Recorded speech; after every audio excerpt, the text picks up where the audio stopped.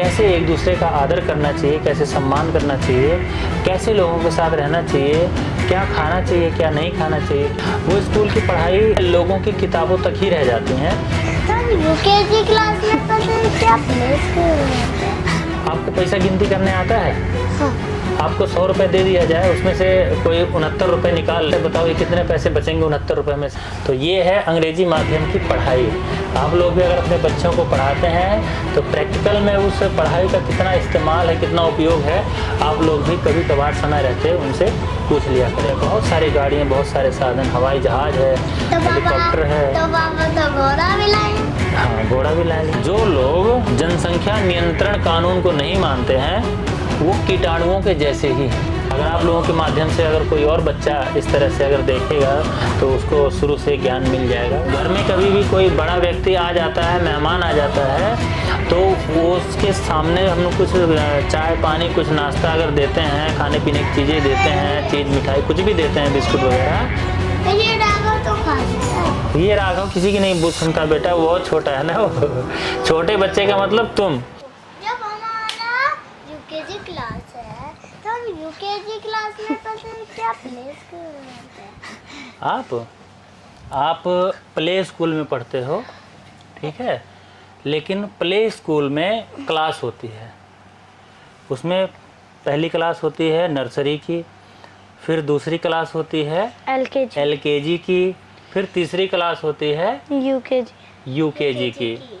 UKG की जो class होती है उसके ख़त्म करने के बाद में आप फर्स्ट क्लास में जाते हो बड़े स्कूल में।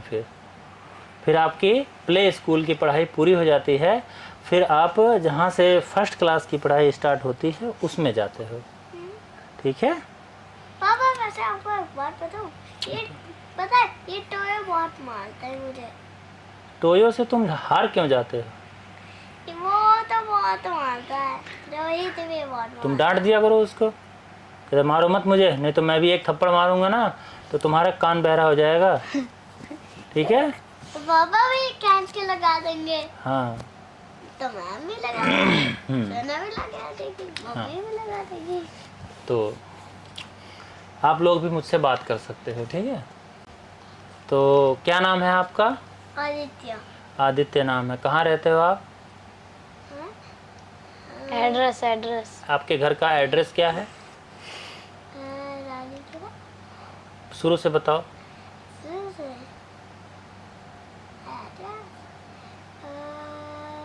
इसे वो नहीं याद होता।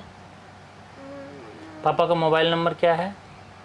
95 60 हाँ 34 हाँ हाँ 72। हाँ, बहुत अच्छे। ये नंबर आप हमेशा याद रखना, ठीक है। कभी कहीं चले जाओ, हैं, मतलब मान लो कभी मम्मी पापा से कहीं पे बिछुड़ जाओ हमसे, तो किसी भी अंकल जी को जाके बोल देना, अंकल मेरे पापा का ये मोबाइल नंबर है, आप ये नंबर मिला दो ताकि मेरे पापा आएँ और मुझे ले जाएं।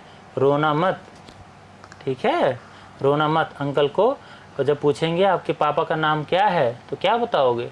रामू प्रसाद। रामू प्रसाद। और मम्मी का नाम पूछेंगे तो क्या बताओगे? सुनीता। सुनीता। दीदी का नाम पूछेंगे तो क्या बताओगे? जागृति। हाँ, और कहाँ पे रहते हो ये कैसे बताओगे? कहाँ रहते हो आप? एड्रेस हाँ, वही याद नहीं आ रहा। नहीं आ रहा, याद आ रहा? नहीं, इससे एक ही चीज भूल जाता है, भाग्य विहार को भूल जाता है। हाँ, बताओ।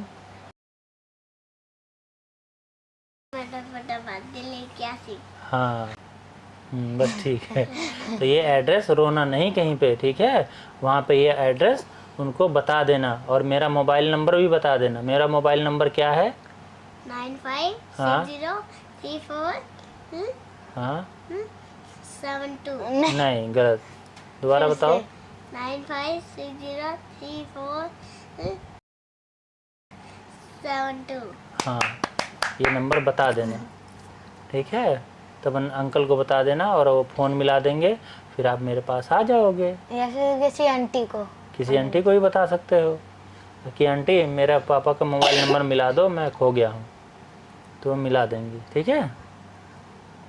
चलो, आपका नाम क्या है? जागृति। आप कौन सी क्लास में पढ़ती हो? 5वीं।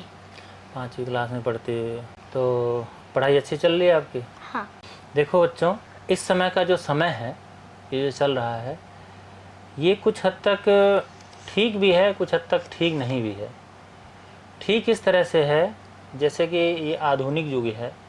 आधुनिक युग का मतलब ये होता है कि यहाँ पे टेक्नोलॉजी इस समय काफ़ी सक्रिय है। सक्रिय मतलब?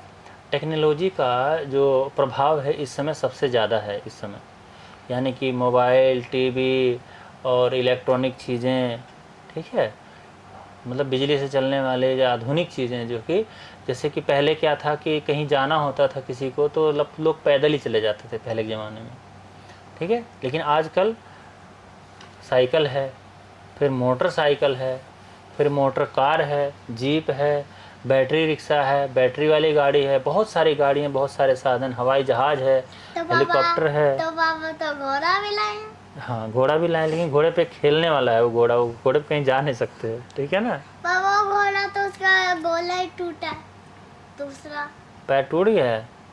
उसका दूसरा गोला टूट गया, देखो जो रस्सी नहीं, में रहने दो, था। कोई बात नहीं, ठीक कर देंगे उसको, ठीक है। तो आजकल का जो समय है वो आधुनिकता वाला है। जो पहले लोग अपने बहुत मेहनत लगा करके किसी काम को करते थे, आज वो काम बहुत आसानी से हो जाता है टेक्नोलॉजी की वजह से, ठीक है ना। तो इस तरह से अगर देखा जाए तो फिर तो ये समय बहुत अच्छा है ना, बहुत अच्छी चीज़ें हैं। लेकिन कोई भी अच्छाई होती है ना, उसके साथ बुराई अपने आप ही जो है कि उत्पन्न होने लग जाती है, ठीक है। जैसे कि जब लोगों के पास टेक्नोलॉजी आई है तो वहीं पे चोरी कैसे करना है, नया तरीका क्या है चोरी करने का, भ्रष्टाचार करने का नया तरीका क्या है, हरामखोरी करने का नया तरीका क्या है, ये भी लोगों के पास में आ गया है, ठीक है। पहले ये था कि कोई बहाना नहीं बना पाता था, उसको काम करना ही पड़ता था, ठीक है, वहाँ पे प्रस्तुत होना ही पड़ता था, तभी उसकी उपस्थिति मानी जाती थी। आजकल डिजिटल ज़माना है, इसलिए डिजिटल ज़माने में क्या कर दिए हैं कि आप नहीं पहुँचो फिर भी कुछ ऐसा सॉफ्टवेयर बना दिए हैं कि एंट्री हो जाएगी वहाँ पे, आप चाहे पहुँचो चाहे ना पहुँचो, ठीक है। तो इस तरह से 2 नंबर के काम होते हैं। कंप्यूटर में काम दिखा दिया जाता है कि हो गया है, और ज़मीन पे जहाँ काम होना चाहिए वहाँ पे काम होता ही नहीं है। इस तरह की चोरियाँ, दुष्प्रभाव भी है इस टेक्नोलॉजी का, जिसका कि देखो चाहे टेक्नोलॉजी हो चाहे कोई भी चीज़ हो, दोनों ही चीज़ों का गलत इस्तेमाल करने वाले गलत इस्तेमाल कर ही लेते हैं। इंसान को क्या है कि ईमानदार होना चाहिए, ठीक है ना। लेकिन हम अभी ईमानदारी पे बात नहीं करेंगे, हम बात करेंगे अपने, जैसे कि आप अभी बच्चे हो, आपका जीवन अभी खड़ा हो रहा है ना, आपका जीवन अभी तैयार हो रहा है, अभी आगे चल के आपको बहुत कुछ करना है। जीवन में अनेकों प्रकार के लोग मिलेंगे हैं, अनेकों प्रकार की परिस्थितियाँ आएंगी आप लोगों के सामने, तो कैसा आप लोगों का जीवन होना चाहिए, इस विषय में हम आज से चर्चा करेंगे। और आप लोगों के सामने आपसे पूछेंगे भी आप कितना जानते हो, और अपनी तरफ से जो हमें पता होगा वो हम आपको बताएंगे भी, ठीक है। ये पुस्तक है, इसमें है क्या है, पिता की सीख। अपने शरीर का ध्यान कैसे रखा जाता है, अपने स्वास्थ्य को हम ठीक कैसे रख सकते हैं, अपने घर समाज में बच्चों को, बच्चे से लेकर के बड़े तक कैसे एक दूसरे का आदर करना चाहिए, कैसे सम्मान करना चाहिए, कैसे लोगों के साथ रहना चाहिए, क्या खाना चाहिए क्या नहीं खाना चाहिए, क्या पीना चाहिए क्या नहीं पीना चाहिए, ये सारी बातें हम कुछ दिनों तक करेंगे। और उसके बाद आप लोगों को धर्म की शिक्षा, फिर अर्थ की शिक्षा, फिर काम की शिक्षा, और उसके बाद फिर मोक्ष की शिक्षा भी हम आपको देंगे। जब तक हम मोक्ष की शिक्षा देंगे तब तक आप बहुत बड़े हो चुके होंगे। अभी हमारा जो सिलसिला है ये बहुत लंबे समय तक चलने वाला है, ठीक है। रोज़ हम इसी तरह से ज़्यादा नहीं तो आधा घंटा, पौना घंटा, 1 घंटा तक बैठ करके चर्चा करेंगे। और आप लोगों के कोई प्रश्न हो तो आप लोग पूछ भी सकते हो, ठीक है, कहानी के बीच में से। हाँ, कहीं से भी हम समझाते रहेंगे और आप पूछते भी रह सकते हो। आप प्रश्न भी पूछ सकते हैं बीच बीच, आप बीच बीच में से, या फिर कहानी खत्म होने के बाद भी प्रश्न पूछ सकते हो। नहीं, प्रश्न नहीं पूछेंगे आपको, बस देखो हम वो बातें बताएंगे जो जीवन में उपयोगी होने वाली हैं। देखो आप लोग जो स्कूल में पढ़ाई पढ़ते हो, वो स्कूल की पढ़ाई अक्सर हम देखते हैं लोगों की किताबों तक ही रह जाती हैं, जीवन में काम नहीं आ पाती हैं। अभी तक आपने जितनी पढ़ाई पढ़ी है वो आपके अपने जीवन में कितना काम आई है, 5वीं क्लास तक की जो पढ़ाई है आपकी, वो कितना काम आई है आपके जीवन में अभी तक, क्या काम आई है बताओ? बहुत कम है ये। क्या बताओ, क्या कर पाते हो आप उस पढ़ाई के वजह से? उस पढ़ाई की वजह से बस थोड़ा सा ज्ञान मिल जाता है, और टीचर बस ऐसे समझा के बुक वर्क फिल करा देती है। नहीं, मेरा कहने का मतलब है कि ये जैसे आप घर में हो तो मम्मी आपको खाना बना के खिलाती है, हैं? और मैं आपको बैठ के समझा रहा हूँ, आप मेरी बात समझ रही हो। दूसरी बात, आपको कपड़े पहनने आते हैं, आप झाड़ू लगाते हो। मेरा कहने का मतलब है कि कौन से काम में आपकी वो पढ़ाई काम आती है अभी तक? आपको पैसा गिनती करने आता है? हाँ। आपको 100 रुपये दे दिया जाए, उसमें से कोई 69 रुपये निकाल ले और उसके बाद में आपको कहा जाए बताओ ये कितने पैसे बचेंगे 69 रुपये में से, तो कितने पैसे बचेंगे? 69 कितना होता है ये भी तो बताओ। अब बताओ। अब जो प्रैक्टिकल की जो ज़िंदगी होती है ना बेटा, रियल लाइफ जो होता है, उसके अंदर जैसे स्कूलों के अंदर आजकल अंग्रेजी माध्यम तो सिखाया जा रहा है, अंग्रेजी मीडियम के स्कूल होते हैं, लेकिन वो अंग्रेजी की जो पढ़ाई होती है वो प्रैक्टिकल में काम नहीं आ पाती है, क्योंकि हम हिंदुस्तान में रहते हैं, यहाँ पे ज़्यादातर लोग हिंदी ही जानते हैं, ठीक है। लेकिन वहाँ पे आपको 69 नहीं पढ़ाया गया है, 29 नहीं पढ़ाया गया, इसलिए आप उसके विषय में जानते नहीं हैं। वहाँ पे आपको पढ़ाया गया है 69, 29 हैं। अब चलो अंग्रेजी पूछता हूँ, कोई अंग्रेज मिल जाएगा तो उसका जवाब तो दे पाओगे। 100 रुपीज़ में से 69 रुपीज़ अगर निकाल दिए जाए, किसी को दे दी जाए, तो कितने रुपए बचेंगे? 100 रुपीज़ में से 69 रुपीज़ निकाल दिए तो बच्चे 11 रुपये। 11 रुपये। पक्का। बहुत अच्छे। तो ये है अंग्रेजी माध्यम की पढ़ाई।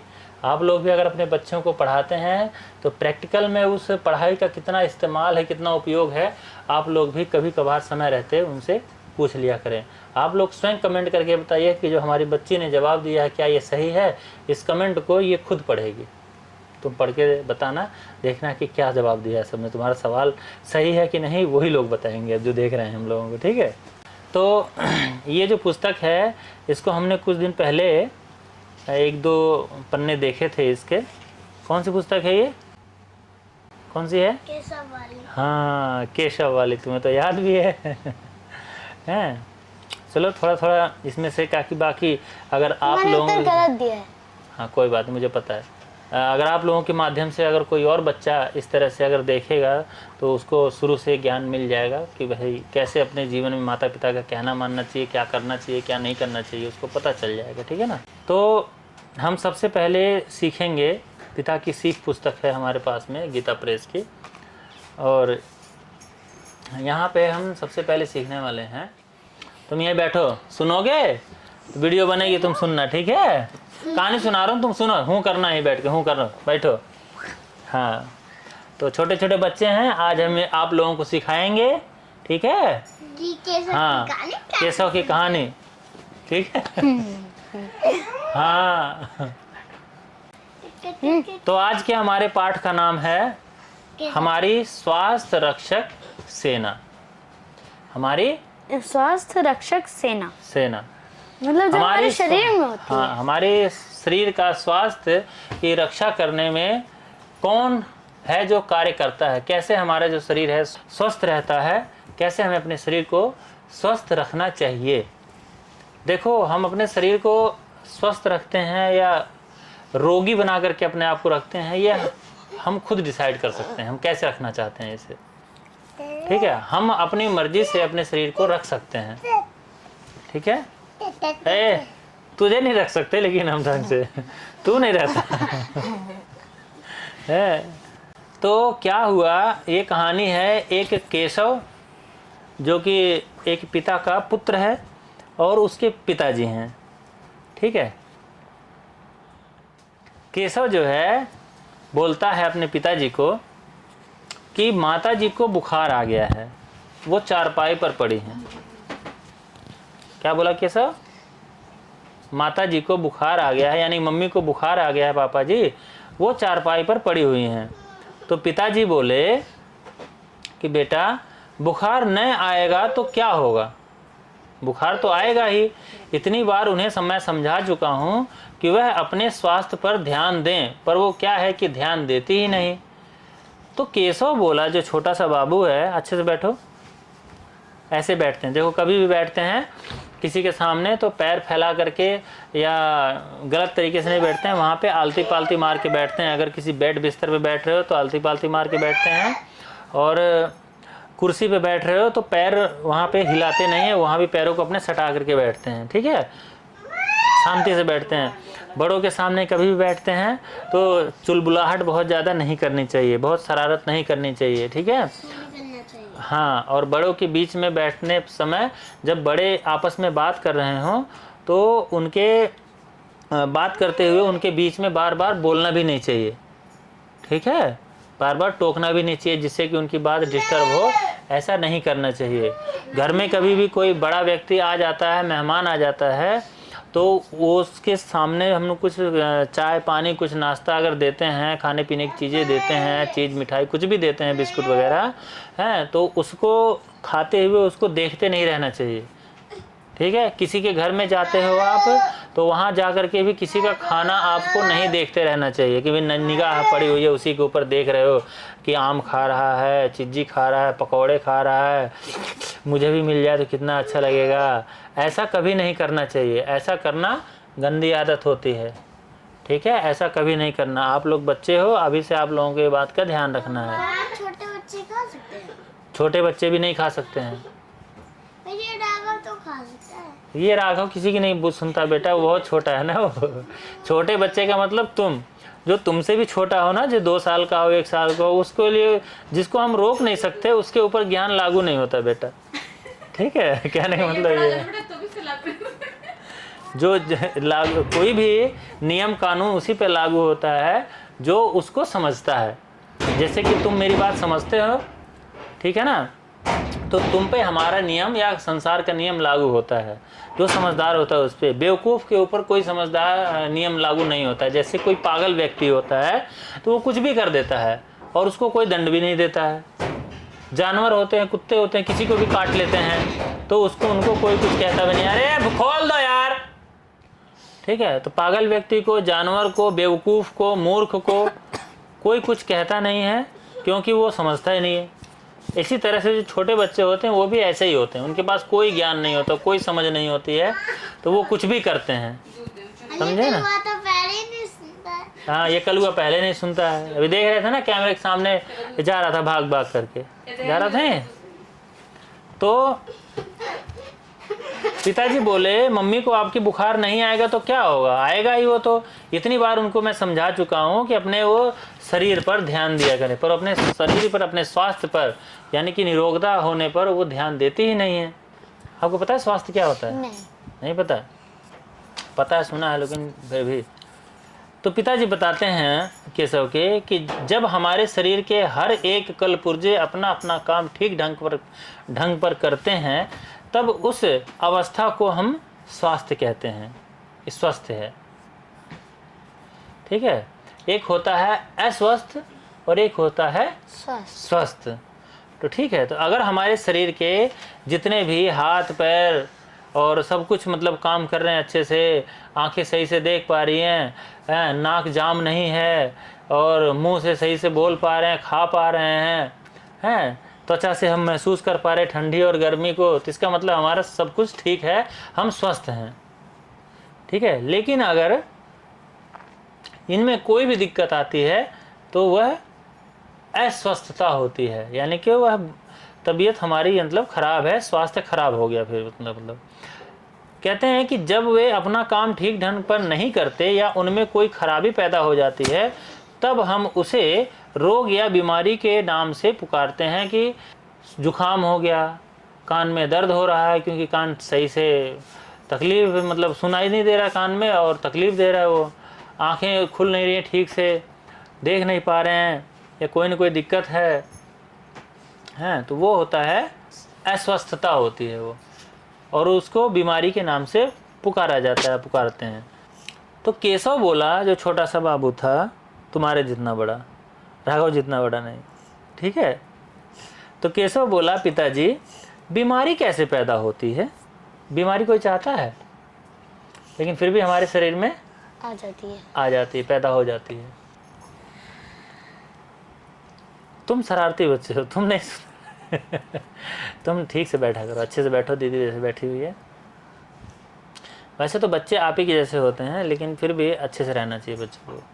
तो केशव बोला पिताजी बीमारी कैसे पैदा होती है? तो पिताजी बोले बीमारियां बहुत तरह की होती हैं और उनके पैदा होने का कारण भी बहुत होते हैं, लेकिन मैं मोटे तौर पर यानी कि मुख्य जो है कि हम कह सकते हैं कि कुछ बीमारियां तो ऐसी हैं जो खान पान या रहन सहन की खराबियों से पैदा होती हैं, जैसे कि अपच हो गया है, मंदाग्नि, बात, गठिया, सिर का दर्द, पेट का दर्द, कब्जियत इत्यादि। और कुछ ऐसी हैं जो छूतही हैं, यानी कि छूने से अर्थात छूत से पैदा होती हैं, जैसे फ्लैग हो गया, हैजा हो गया, चेचक हो गया, सर्दी हो गया, जुखाम हो गया, इन्फ्लुएंजा हो गया, क्षय हो गया, क्षय मतलब कुष्ठ रोग इत्यादि। ये सब जो रोग होते हैं ये छूने से पैदा होते हैं। सर्दी जुखाम भी, जैसे किसी ने ऐसे नाक पोछा है और उसके हाथ को अगर आपने छू लिया और हाथ छूने के बाद में जैसे इस वाले जगह को छू लिया और दोबारा अपने हाथ से ऐसे उस पर फेर दिया तो वो तुम्हें जुखाम हो जाएगा। या किसी व्यक्ति को जुखाम हो रखा है और आप उसके पास बैठे हुए और सांस ले रहा है जोर जोर से। अभी देखो ना, कोरोना आया था जिसमें लोग दूर दूर बैठते थे, दूर दूर रहते थे कि पास रहेंगे तो कोरोना हो जाएगा हमको। तो जुखाम का ही एक था कि एलर्जी, जुखाम की सांसें होती हैं ना, उसके कीटाणु उड़ के तो किसी और के नाक के अंदर घुस जाएंगे और वहाँ पे उसको हो जाता था, ऐसे था। तो छूत की बीमारी थी एक प्रकार से वो। कब्ज होना, अपच होना यानी खाना नहीं पच रहा है, मंदाग्नि यानी खाना पचने में पेट के अंदर जो अग्नि होती है खाना पचाने वाली वो मंद हो जाती है, बात यानी कि कफ पित्तवात होता है, गठिया, सिर का दर्द होना है, पेट में दर्द होना, कब्ज हो जाना इत्यादि। ये सब चीज़ें हैं जो खान पान से और कुछ छुआछूत से भी पैदा होती हैं। यहाँ डिटेल दिया उन्होंने थोड़ा सा। तो केशव बोला कि पिताजी ये छूत की बीमारी किस तरह पैदा होती, छूने से कैसे बीमारी पैदा हो जाती है कि मान लो हमने इसको छू दिया और ये बीमार हो गया, ऐसे कैसे हो सकता है? तो पिताजी बोले कि छूत से पैदा होने वाली जो बीमारियां होती हैं वो वास्तव में छोटे छोटे जो कीड़े होते हैं ना उनसे उपजती हैं। जैसे कि हमारे जुखाम जो होता है तो हमारे जो शरीर होता है ना, हमारे अभी जो स्वस्थ शरीर है तो भी हमारे शरीर जब हम श्वास लेते हैं तो बहुत छोटे छोटे कीटाणु हमारे श्वासों के द्वारा बाहर आते हैं और फिर अंदर भी चले जाते हैं। हमें वो नज़र नहीं आते हैं। सूक्ष्मदर्शी से कुछ एक कीटाणु होते हैं जो हवाओं के अंदर भी होते हैं, वो नज़र आ जाते हैं। सूक्ष्मदर्शी होता है जो मतलब बहुत छोटी छोटी चीज़ों को भी जो देखा जा सकता है। जिससे क्या हुआ, नींद आ रही है आपको? अभी तुमको पानी भी प्यास लगी थी, अब तुमको सूसू भी लग गई। ये एक बहुत गलत बात है। हमने आपको कहा था ना कि आपको बैठना है यहाँ पे और ठीक से बैठना है। हैं? मैं सवाल भी पूछूंगा, उससे नहीं पूछूंगा, तुमसे तो ज़रूर पूछूंगा कि मैंने क्या सुनाया। ठीक है, जवाब देना पड़ेगा, उसके लिए ध्यान से सुनना पड़ेगा। ठीक है ना? हाँ। तो छूत से पैदा होने वाली बीमारियां पिताजी बोले कि वास्तव में छोटे छोटे कीड़ों से उपजती हैं।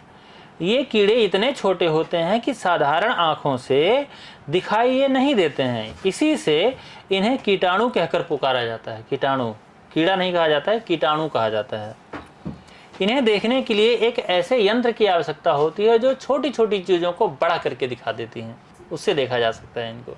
तो केशव बोला वह यंत्र कौन सा है? तो पिताजी बोले उस यंत्र को अणुवीक्षण यंत्र कहते हैं। हाँ, तो जो हिंदी में उसका नाम है, ज्योमेट्री आती है ना जिसमें प्रकार ये सब होते हैं उसमें देते हैं। उसमें एक छोटा सा वो भी होता है, एक लेंस टाइप से, है ना। उसको अक्षरों पे रखो तो अक्षर बड़े बड़े नज़र आने लग जाते हैं, है ना।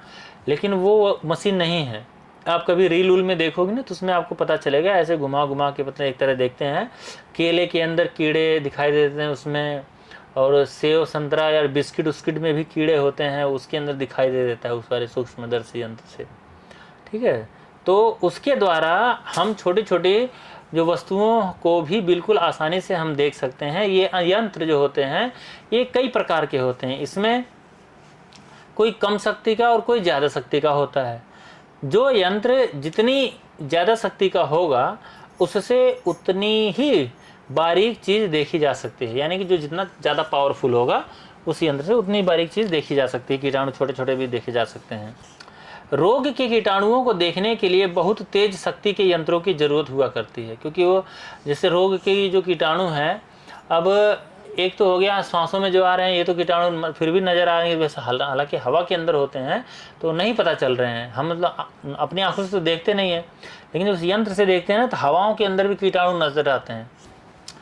तो रोग के कीटाणुओं को देखने के लिए बहुत तेज शक्ति के यंत्रों की जरूरत हुआ करती है, क्योंकि ये कीटाणु बहुत ही ज़्यादा सूक्ष्म, यानी कि बहुत ज़्यादा पतले होते हैं, बहुत ज़्यादा छोटे होते हैं, ठीक है ना।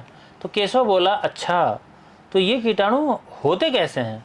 तो पिताजी बोले कि ये कीटाणु अनेक प्रकार के होते हैं, किंतु अधिकतर ये 3 ही रूपों में दिखाई देते हैं। कौन कौन से रूपों में? तो पहला बोलते हैं कि पहिए की तरह गोल आकार में होते हैं, तो पहिया होता है ना जैसे गोल, वैसे आकार में होते हैं। दूसरा डंडी की तरह होते हैं, लंबे। तीसरा लहरिएदार होते हैं, जैसे लहरते ऐसे चलते रहते कीटाणु ऐसे से, जो हाँ लहरिएदार, यानी कि उमेठनदार शक्ल में होते हैं वो, टेढ़ा मेढ़ा मतलब होते हैं वो। ऐसे चलेंगे या फिर ऐसे ऐसे चलेंगे या फिर ऐसे चलेंगे? हाँ ऐसे ऐसे भी चलते हैं और ऐसे ऐसे भी चलते हैं वो, ठीक है, उसी के अंदर चलते रहते हैं, हवाओं में या खाने पीने की चीज़ों में। इनकी बहुत सी जातियाँ होती हैं और उनके रूप रंग और स्वभाव के अनुसार अलग अलग नाम भी होते हैं, इसीलिए जैसे रूप होता है, रंग होता है, उनके नाम भी वैज्ञानिकों ने रख देते हैं, ठीक है ना। किंतु तुम्हें उस झगड़े में पड़ने की ज़रूरत नहीं है कि कौन सा कीटाणु कितना कैसा क्या होता है। केवल इतना ही समझ लो आप लोग कि जितने भी प्रकार के छुतहे रोग होते हैं, अर्थात सर्दी हो गया, जुखाम हो गया, जैसे साधारण रोगों से लेकर के क्षय रोग, चेचक जैसे माता निकल जाती हैं, कहते हैं दाने होते हैं शरीर पे, फफोले फफोले से हो जाते हैं, उसको चेचक, वो भी छूने से पैदा होती है, जब किसी को होता है तो वहाँ से दूर कर रख दिया जाता है उस व्यक्ति को। और हैजा जब होता है ना, और फ्लैग, ये सब जो है बहुत भयंकर रोग होते हैं। हैजा जब होता है तो उल्टी दस्त होने लग जाती है सबको, और ऐसे होती है कि रुकती नहीं है। ये भी ऐसा होता है कि जैसे एक घर में किसी को हो गया तो पूरे घर को ये मतलब उल्टी दस्त वगैरह होने लग जाते हैं। इसमें शरीर लगभग मरने जैसा इंसान हो जाता है। अपने रोशन को हुआ था, हालांकि घर में और किसी को नहीं हुआ, लेकिन वो एकदम मरने जैसा हो गया था। तो हैजा और फ्लैग जैसे भयंकर रोगों तक। फ्लैग जो होता है उसमें क्या होता है? फ्लैग भी एक प्रकार का वायरस होता है, ठीक है, और वायरस जो होता है वो छूने से एक दूसरे में ट्रांसफ़र हो जाता है और फिर वहाँ पे उत्पन्न हो जाता है वो। तो फ्लैग जैसे भयंकर रोगों तक सबकी उत्पत्ति के लिए अलग अलग जाति के जो कीटाणु हैं वो होते हैं। तो केशव बोला लेकिन इन कीटाणुओं से कैसे रोग होता है? भाई कीटाणु तो कीटाणु अपनी जगह पे हैं, उनसे कैसे रोग हो जाएगा? किसी को किसी तबीयत कैसे खराब हो जाएगी? क्या हुआ बेटा? अभी तुम्हें पानी नहीं पीने जाना, सुसु नहीं करने जाना आपको, अब डायरेक्ट नींद आने लग गई? बहानेबाजी नहीं चलेगी बेटा, अब रोज़ बैठाऊंगा ऐसे ही, ठीक है, सुनना पड़ेगा।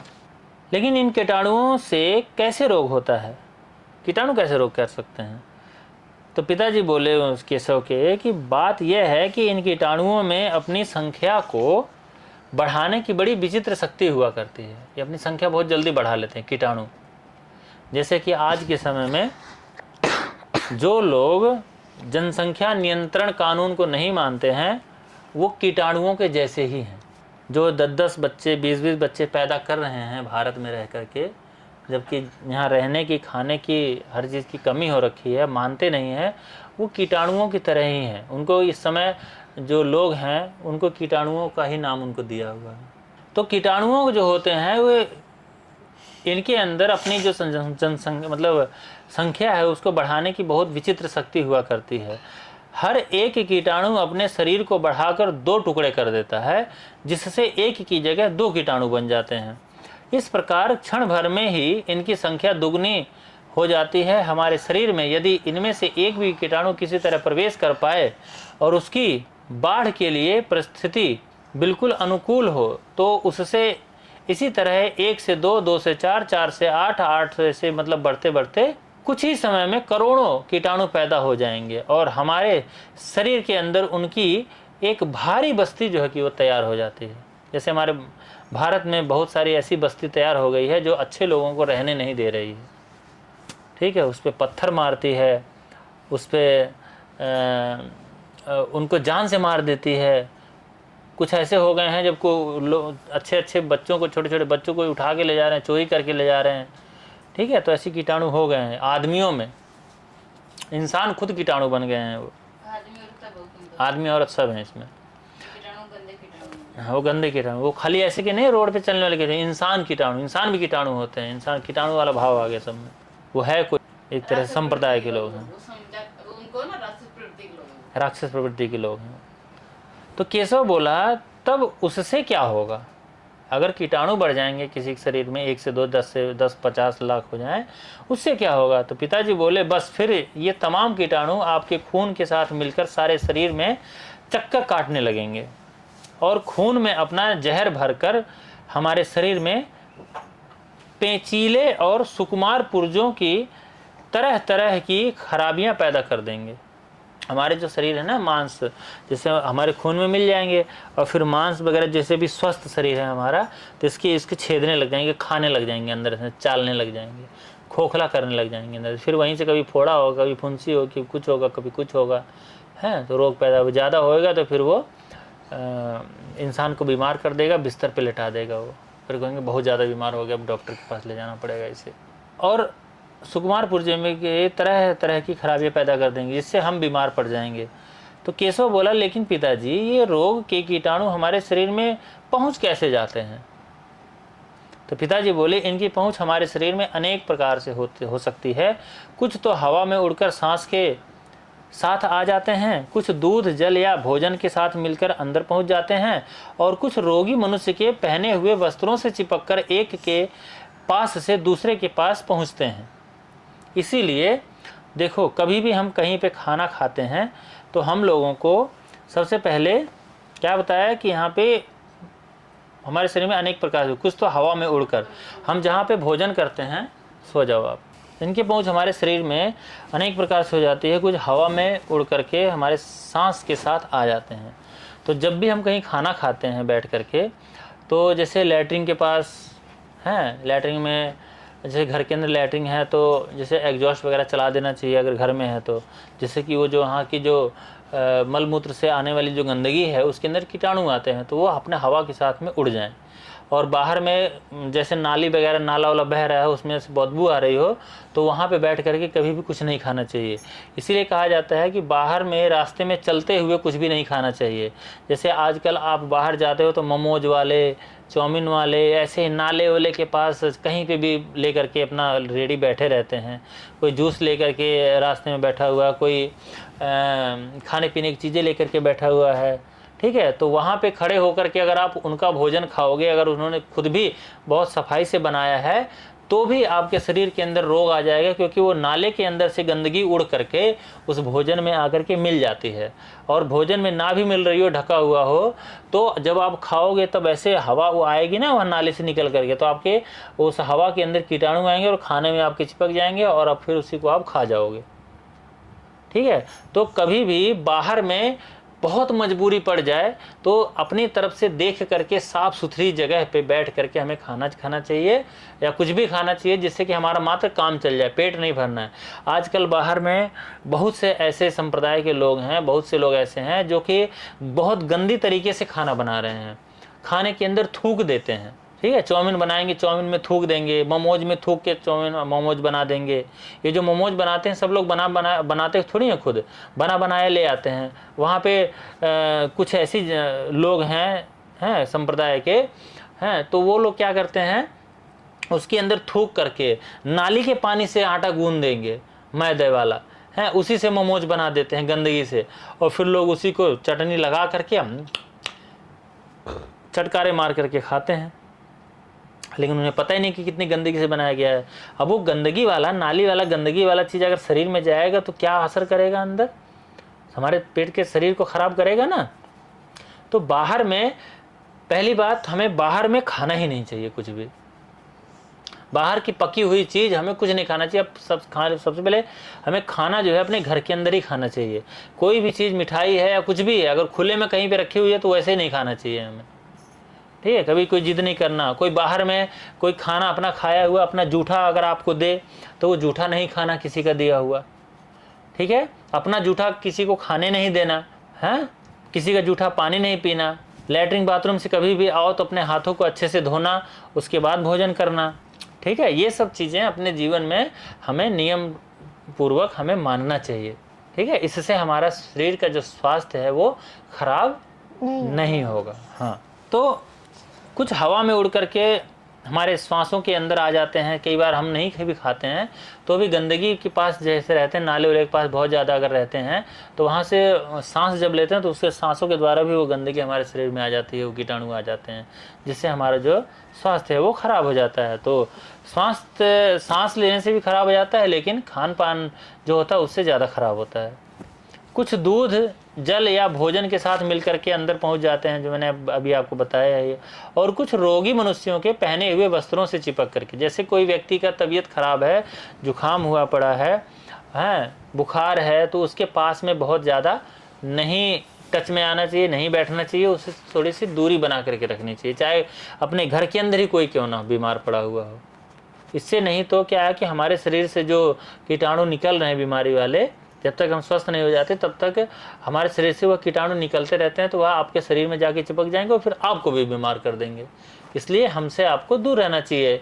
ठीक है, और हमारे कपड़े वगैरह जो निकलते हैं उसको भी हमें निकाल करके अलग जगह पे रख देना चाहिए। तो वस्त्रों में चिपक करके एक के पास से दूसरे के पास पहुंच जाते हैं। कुछ कीटाणु ऐसे भी हैं जो किसी खास किस्म के जानवर के काटने से भी हमारे खून में पहुँच जाते हैं, जैसे कि बहुत सारे जानवर, बिच्छू हो गया, सांप हो गया, है ना, तो उनके शरीर में जो जहर रूप से जो आता है कीटाणु होते हैं, वो कीटाणु ही होते हैं वास्तव में, हमारे शरीर में पहुंच जाते हैं, फिर जल्दी से हमारे खून को जो है ना वो फाड़ने लग जाते हैं, पानी बना देते हैं। पानी कैसे बनता है? हमारा खून जहर जब आ जाता है हमारे शरीर में, शरीर काला पड़ जाता है, खून जम जाता है या पानी हो जाता है। तो जैसे दही, दूध के अंदर जैसे दही डाल दिया जाए, खट्टापन डाल दिया जाए, तो वो दूध अलग हो जाता है और पानी अलग हो जाता है। इसी तरह से हमारे शरीर में भी अगर कोई कीटाणु, क्योंकि दही के अंदर कुछ कीटाणु होते हैं, दही में कीटाणु होते हैं जो गर्म दूध के अंदर जब डाला जाएगा तो फिर वो कीटाणु काम करने लग जाते हैं और दूध को फाड़ देते हैं, बेकार कर देते हैं। तो खून में भी पहुंच जाते हैं तो वो भी हमारे खून को खराब कर देते हैं। तो केशव बोला, तब इनसे बचने का उपाय क्या है? तो पिताजी इनसे बचने का उपाय बताएंगे आगे, और जिस उपाय को क्या बताएंगे वो कौन सा उपाय होगा, इसके विषय में अब हम आज नहीं बल्कि कल चर्चा करेंगे। ठीक है, अभी समय थोड़ा सा हो गया है, पहला दिन है, लेकिन हमें इस पुस्तक को तो पूरा करना ही है। इसके साथ साथ हमें एक बच्चे को एक अच्छा बच्चा कैसे बनना चाहिए, समाज का सुंदर निर्माण आखिर कैसे होगा, कौन करेगा। हमारा तो जीवन लगभग पूरा हो रहा है, कुछ दिन के मेहमान हैं, लेकिन जो अभी आप लोग बच्चे हो, अगर आज आप समझदार रहोगे तभी तो आगे चल के किसी को समझा पाओगे। लेकिन आजकल जो बच्चे हैं वो तो समझदार हैं ही नहीं हैं। क्यों समझदार नहीं है? क्योंकि उनके माता पिता उनको समझाते नहीं। क्यों नहीं समझाते हैं? क्योंकि वो खुद ही समझदार नहीं है, तो समझाएंगे कहाँ से। मैं ये नहीं कहता कि मैं समझदार हूँ, मैं भी तो किताब लेकर के समझा रहा हूँ, वो भी चाहे तो किताब लेकर अपने बच्चों को समझा सकते हैं, पर उनको अपने सुख भोगने से फुर्सत ही नहीं है, तो कहाँ से अपने बच्चों को ख्याल रखें, कहाँ समझाएंगे। लेकिन फिर भी समय तो हमारे पास भी बहुत कम है, लेकिन फिर भी हम कोशिश करके आप लोगों को निकाल के समय के लिए समझाएं। ठीक है, तो इस पुस्तक को हम यहाँ पे मोड़ देते हैं। अब पिताजी इनसे बचने का सबसे बड़ा उपाय बताएंगे, और उस परम पिता परमात्मा ने भी हमारे शरीर को किस तरह से मतलब रखा है, कैसे संभालता है, वो हमें क्या आज्ञा भगवान देते हैं, ये सब बातें हम कल के विषय में जानेंगे। ठीक है, बोलो सियापति रामचंद्र की जय। जय।